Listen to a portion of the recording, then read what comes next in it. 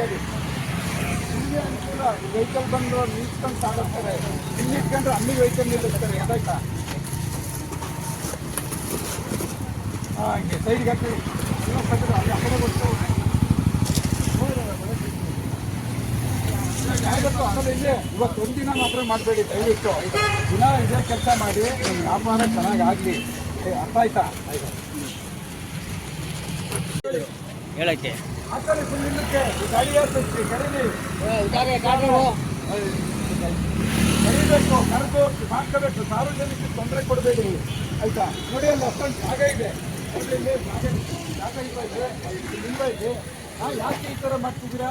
ಅಲ್ಲಿಗೆ ಆದ ತಕ್ಷಣ ಏನು ಜಾಸ್ತಿ ವ್ಯಾಪಾರ ಆಗಿ ನೀವು ಶ್ರೀಮಂತರಾಗ್ಬಿಡ್ತೀರಾ? ಮನೆಗಳಲ್ಲ, ನಾವು ನೋಡ್ತಾ ಇದ್ದೀವಿ. 4 ದಿನದಿಂದ ನಾವು ನೋಡ್ಕೊಂಡು ಕಂಪ್ಲೇಂಟ್ ಬರೋಷ್ಟೇ ಬಂದಿರೋದು ಹೋಗೋಣ ಅಂತ ಹೇಳ್ಬಿಟ್ಟು. ಎತ್ಕಳಿ ಎಲ್ಲ ಇದಕ್ಕೆ ಹಾಕೊಳ್ಳಿ, ಸಾರ್ವಜನಿಕರಿಗೆ ತಿರ್ಗಾಡಕ್ಕೆ ಅವಕಾಶ ಮಾಡಿಕೊಡಿ ಫಸ್ಟ್.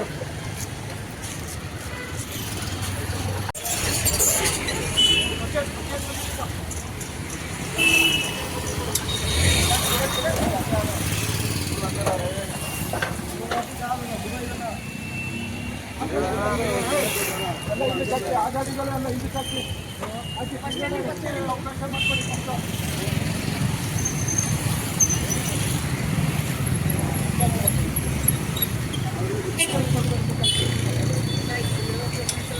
ಕಲ್ಲು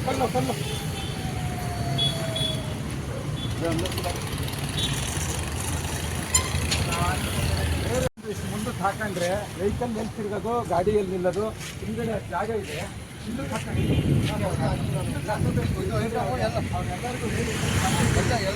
ಸಾಕಿತರ ರೋಡ್ ಮನೆಗೆ ಹೋಗ್ತಾರೆ.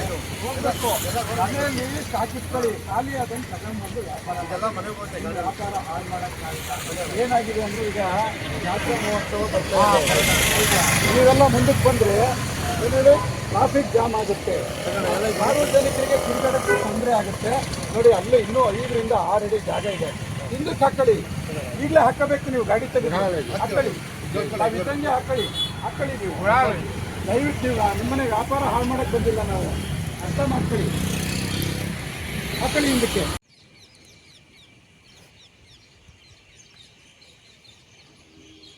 ಬೇಲೂರಲ್ಲಿ ಎಲ್ಲಿ ಕತ್ತಲೆ ಇದೆ ಅಲ್ಲಿಗೆ ಬೆಳಕನ್ನು ಕೊಡುವಂಥ ವ್ಯವಸ್ಥೆನ ನಾವು ಮಾಡ್ತೀವಿ ಅಂತ ನಮ್ಮ ಕಾಲದಲ್ಲಿ ಹೇಳಿದ್ವಿ.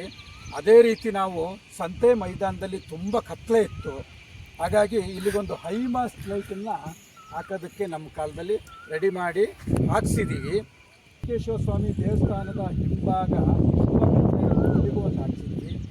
ಆದರೆ ಇದು ಹಾಕಿ ಸುಮಾರು 3 ವಾರ ಆಗಿದೆ.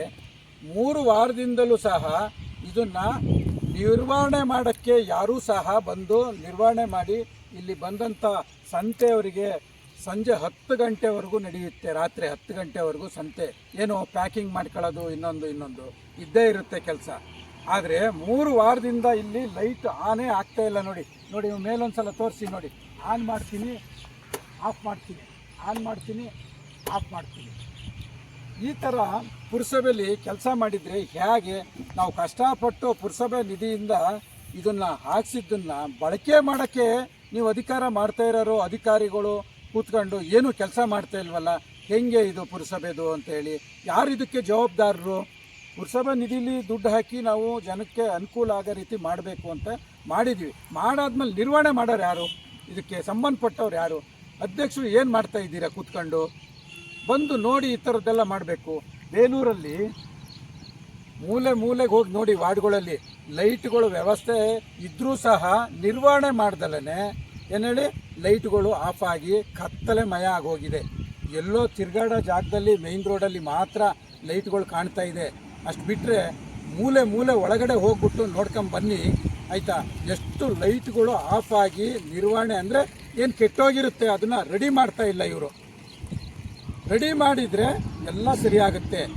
ಏನು ಕೆಲಸ ತಗೋತಾ ಇಲ್ಲೋ ಇವರು ಅಧ್ಯಕ್ಷರಾದರು, ಅದಕ್ಕೆ ಸಂಬಂಧಪಟ್ಟ ಅಧಿಕಾರಿಗಳು ಯಾರ್ಯಾರು ಏನೇನು ಕೆಲಸ ಮಾಡ್ತಾರೆ ಅವರನ್ನು ಕರೆದು ಇವತ್ತು ತಾವು ಏನು ಕೆಲಸ ಮಾಡಿದ್ದೀರಾ, ಎಷ್ಟು ಮಾಡಿದ್ದೀರಾ, ಎಷ್ಟು ಬ್ಯಾಲೆನ್ಸ್ ಇದೆ ಅಂತ ಹೇಳ್ಬಿಟ್ಟು ಏನು ಲೆಕ್ಕ ತಗೊಂಡು ಅವರಿಗೆ ಕೆಲಸನ ಡೈಲಿ ಆರ್ಡ್ರ್ ಮಾಡಿದರೆ ಖಂಡಿತ ಬೇಲೂರಲ್ಲಿ ಎಲ್ಲ ಒಳ್ಳೆ ಕೆಲಸ ಆಗುತ್ತೆ. ಆದರೆ ಇದು ಯಾರೂ ಸಹ ಜವಾಬ್ದಾರಿ ಇಲ್ದಲೇ ಈ ಥರ ಎಲ್ಲ ನಿರ್ವಹಣೆ ಅಂದರೆ ಇದೊಂದೇ ಅಲ್ಲ, ಈ ಕಸ ಗುಡಿಸೋ ವಿಚಾರ ಸಮೇತ ಇರ್ಬೋದು. ಪಾಪ ಕಸ ಗುಡಿಸೋದಕ್ಕೆ ಪಾಪ ಅವ್ರು ಬೆಳಗಿಂದ 5:45ರಿಂದ ಕೆಲಸ ಸ್ಟಾರ್ಟ್ ಮಾಡ್ತಾರೆ. ಒಳ್ಳೆ ಕೆಲಸ ಮಾಡ್ತಾರೆ. ಬಟ್ ಏನು ಅಂದರೆ ನೋಡ್ಕೊಳ್ಳೋರು ಹೇಳೋರು ಇಲ್ದಲೇ ಅವರು ಬೇಕಾಬಿಟ್ಟು ಕೆಲಸ ಮಾಡ್ತಾರೆ. ನೋಡಿ ಉದಾಹರಣೆ, ಎಲ್ಲಿ ಬೇಕು ಅಲ್ಲಲ್ಲಿ ಕಸನ ಇಷ್ಟು ನೋಡಿ ಈ ಥರ ಇಲ್ಲಿ ಗುಡ್ಡೆ ಮಾಡ್ತಾರೆ ಹೋಗ್ತಾರೆ, ಇಲ್ಲಿ ಗುಡ್ಡೆ ಮಾಡ್ತಾರೆ ಹೋಗ್ತಾರೆ. ಮೇಯ್ನ್ ರೋಡಲ್ಲೂ ಅಷ್ಟೇ ಪರ್ಕೆನ ಗಟ್ಟಿಯಾಗಿ ಇಲ್ಲಿ ನೋಡಿ ಸರ್, ಪರ್ಕೆನ ಗಟ್ಟಿಯಾಗಿ ಗುಡಿಸಿ ಸಣ್ಣ ಧೂಳನ್ನು ತಕ್ಕೊಂಡು ಹೋಗ್ತಾಯಿದ್ರು ಹಿಂದೆ. ಈಗ ಮೇಲ್ಮೇಲೆ ಗುಡಿಸ್ಬಿಟ್ಟು ಅಲ್ಲಲ್ಲಿ ಗುಡ್ಡೆ ಮಾಡಿ ಹೋಗ್ತಾರೆ. ಪಾಪ ಅವ್ರು ಏನು ಮಾಡ್ತಾರೆ, ಅವರು ಯಾರು ನೋಡ್ಕೊಂಡು ಹೇಳೋರು ಬುದ್ಧಿ ಹೇಳೋರು ಬೇಕು, ಅವ್ರು ಕೆಲಸ ಮಾಡೋದಕ್ಕೇನು ಮಾಡಲ್ಲ ಅಂತ ಅಲ್ಲ. ಈ ಥರ ಬೇಲೂರಲ್ಲಿ ನಡೀತಾ ಇದೆ. ಇದನ್ನು ಜವಾಬ್ದಾರಿ ತಗೊಂಡು ಕೆಲಸನ ಮಾಡಬೇಕು. ನಾವು ಪುರಸಭೆ ಹಿಂದೆನೇ ಇರ್ತೀವಿ, ಇನ್ನು ಯಾವುದೇ ಕಾರಣಕ್ಕೂ ಬಿಡಲ್ಲ. ಸಣ್ಣ ಕೆಲಸನೂ ನೀವು ಬಂದು ಮಾಡಿಸ್ಲೇಬೇಕು. ಮಾಡಿಸ್ಲಿಲ್ಲ ಅಂದರೆ ನಾವು ದಿನ ಇದೇ ಕೆಲಸ ಮಾಡ್ತೀವಿ. ನಮ್ಮ ಮನೆ ಕೆಲಸ ಬಿಟ್ಟು ಪುರಸಭೆ ನಾವು ಅಧ್ಯಕ್ಷರಾಗಲಿ ಆಗ್ದಲೇ ಇರಲಿ, ಸದಸ್ಯರಾಗಲಿ ಆಗ್ದಲೇ ಇರಲಿ, ಸಾರ್ವಜನಿಕ ಸೇವೆ ನಾವು ಮಾಡೇ ಮಾಡ್ತೀವಿ, ಜೊತೇಲಿ ಇದ್ದೇ ಇರ್ತೀವಿ. ಯಾರು ಎಲ್ಲಿ ಏನು ಅನ್ಯಾಯ ಮೋಸ ಮಾಡ್ತಾಯಿದ್ದಾರೆ ಅದ್ರ ಹಿಂದೆ ನಾನು ಬಂದೇ ಬರ್ತೀನಿ, ನೋಡ್ತಾ ಇರ್ತೀನಿ, ಆಪಾದನೆ ಮಾಡೇ ಮಾಡ್ತೀನಿ ಅಂತ ಈ ಒಂದು ಸಂದರ್ಭದಲ್ಲಿ ಪುರಸಭೆ ಆಡಳಿತ ಮಾಡ್ತಾ ಇರೋರಿಗೂ ಮತ್ತು ಅಧಿಕಾರಿ ವರ್ಗದವ್ರಿಗೂ, ಸಣ್ಣ ಪುಟ್ಟ ಅಧಿಕಾರಿಗಳ ಥರ ಆಡ್ತಾ ಇದ್ದೀರಲ್ಲ ಪುರಸಭೆ ಒಳಗಡೆ, ಅವ್ರಿಗೂ ಸಹ ನಾನು ಇದೊಂದು ವಾರ್ನಿಂಗ್ ಅಂತೇಳಿ ಕೊಡ್ತಾ ಇದ್ದೀನಿ.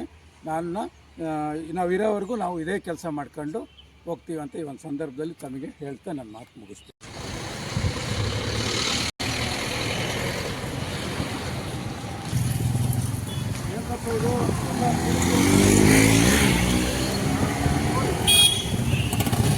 ನೋಡಿ ತಂದು ನಿಲ್ಸ್ಕೊಂಡ್ಬಿಟ್ಟಿದ್ದೀರಾ, ಎಲ್ಲ ಹಾಕ್ಬಾರ್ದು ಅಂತ ನಾನು ಹೇಳಿದ್ದು. ಯಾರು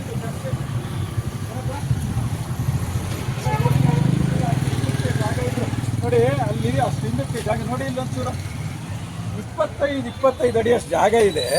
ಇದ್ರೂ ಸಹ ನೋಡಿ ಮಧ್ಯದ ರೋಡಿಗೆ ಬಂದು ನಿಲ್ಲಿಸ್ತಿದ್ದಾರೆ. ಇಲ್ಲಿ ಹೇಳೋರು ಇಲ್ಲ ಕೇಳೋರು ಇಲ್ಲ ಅನ್ನಂಗೆ ಆಗಿದೆ ಪುರಸಭೆಯಲ್ಲಿ, ಆಯಿತಾ. ನಾವಿದ್ದಾಗ ಹಿಂದಕ್ಕೆ ಹಾಕಿ ಯಾವುದೇ ಥರದ ಹಾಕೋದನ್ನ ಟಾರ್ಪಲ್ ಆಗಲಿ ಇದಾಗಲಿ ಚೆನ್ನಾಗಿ ಕಾಣ್ತಿದ್ದಂಥದ್ದನ್ನೆಲ್ಲ ನಾವು ತೆಗೆಸಿ ಬರೀ ಗಾಡಿ ಮಾತ್ರ ನಿಲ್ಲಿಸಿದ್ವಿ. ಈಗ ನೋಡಿ ಮತ್ತೆ ಹಣ್ಣಿನ ಅಂಗಡಿಗಳನ್ನು ಇಟ್ಕೊಂಡು ಹಿಂದೆ ಇವರು ಸ್ಟಾಕ್ ಕೊಟ್ಕೊಂಡಿದ್ದಾರೆ. ಸ್ಟಾಕ್ ಕೊಟ್ಕೊಂಡು ಈಗ ಸ್ವಲ್ಪ ಹಾಕೊಂಡಿದ್ದಾರೆ. ಇನ್ನು ಸ್ವಲ್ಪ ದಿನ ಹೋದರೆ ಲಾರಿಗಟ್ಟಲೆ ತಂದು ನಿಲ್ಲಿಸ್ತಾರೆ. ಹಾಗಾಗಿ ಪುರಸಭೆ ಅವರು ಫಸ್ಟು ಇದನ್ನು ತೆಗೆಸ್ಬೇಕು, ಆಯಿತಾ. ಸುಮ್ಮನೆ ಕೂತ್ಕೊಂಡು ಅವ್ರ ಹತ್ರ ಉಸುಲಾತಿ ಮಾಡ್ಕೊಂಡು ಚಿಲ್ಲರೆ ದುಡ್ಡು ಇಸ್ಕೊಂಡ್ಬಿಟ್ಟು ರೋಡಿಗೆ ಹಾಕೋಕ್ಕೆ ಅವಕಾಶ ಮಾಡಿಕೊಟ್ಟಿದ್ದಾರೆ ಅಂತೇಳಿ ವಿಚಾರ ಬಂತು. ಹಾಗಾಗಿ ಖುದ್ದಾಗಿ ನಾನೇ ಇಲ್ಲಿಗೆ ಬಂದು ಇದನ್ನು ಸಾರ್ವಜನಿಕರಿಗೆ ತಿಳಿಸ್ಬೇಕು. ಇನ್ನೇನು ಕೆಲವೇ ದಿನಗಳಲ್ಲಿ ಜಾತ್ರಾ ಮಹೋತ್ಸವ ಇರುತ್ತೆ. ಆ ಜಾತ್ರಾ ಮಹೋತ್ಸವಕ್ಕೆ ಇವರು ಈ ಥರ ಮಾಡ್ಕೊಂಡ್ರೆ ತಿರುಗಾಡೋದಕ್ಕೆ ತುಂಬ ಟ್ರಾಫಿಕ್ ಆಗುತ್ತೆ ಅನ್ನೋ ಒಂದು ಮನೋಭಾವನೆ ಇಟ್ಕೊಂಡು ನಾವು ಇಲ್ಲಿಗೆ ಬಂದು ಇವತ್ತು ಇದನ್ನು ತೆರವುಗೊಳಿಸೋಕ್ಕೆ ಪುರಸಭೆಯ ಅಧಿಕಾರಿಗಳಿಗೆ ನಾನು ಹೇಳಿ ಇದನ್ನು ಎಲ್ಲ ಹಿಂದಕ್ಕೆ ಹಾಕಿಸ್ಬೇಕು, ಟ್ರಾಫಿಕ್ ಸಮಸ್ಯೆನ ನಿವಾರಣೆ ಮಾಡಬೇಕು ಅಂತೇಳಿ ಈ ಒಂದು ಸಂದರ್ಭದಲ್ಲಿ ಬಂದಿದ್ದೀನಿ. ಅದೇ ಥರ ತಕ್ಷಣ ನೀವು ಹಿಂದಕ್ಕೆ ಹಾಕೊಂಡ್ರೆ ಬಚಾವಾಗ್ತೀರ, ಇಲ್ಲ ಅಂತ ಅಂದರೆ ಪುರಸಭೆಯವ್ರು ಕಟ್ಬಿಟ್ಟು ಗಾಡಿ ಎಲ್ಲ ಎತ್ತಿಸ್ತೀವಿ. ಹಾಕಿ ಹಿಂದಕ್ಕೆ ಹಾಕಿ ಅಲ್ಲಿವರೆಗೂ ಹೇಳಿ.